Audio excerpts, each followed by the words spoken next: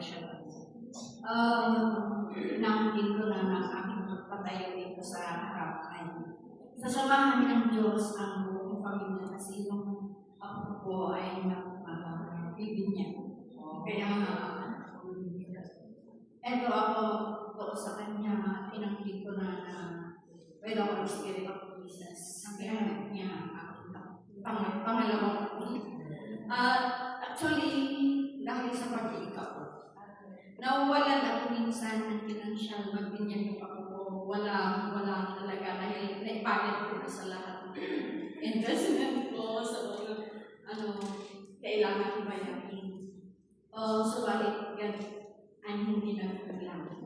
Binigyan ako kaya salamat sa Diyos at salamat sa mga biyaya sa tulong ni Yahweh Shaddai at patuloy pa rin ako naglilingkod sa Kanya. Hindi ko maiwan kanyang gawain dahil sinawat ko. Yahweh, ito na ang tawag mo sa akin na mga ginagawa ko. Nandun pa rin ako sa lahat ng tumutulong na rin. Ang puso ko ay nialay ko na sa iyo. Kaya pinapasalamatan ko ang Diyos sa grasya niya. Dahil kung walang grasya ni Lord, andyan ka ba sa gawain? Tumayo ka ba?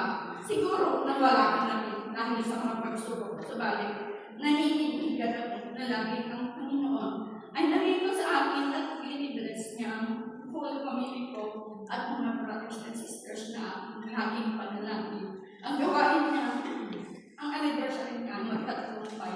Dahil sama-sama tayo, kaya salamat, Yahweh. At sa ating mga naranasan kanina sa retreat na ito, actually, hindi talaga ako natumba. Ang demonyo ang natumba dahil susikip ang ulo kanina, subalit na wala. Kaya thank you, Lord. All the glory. Amen.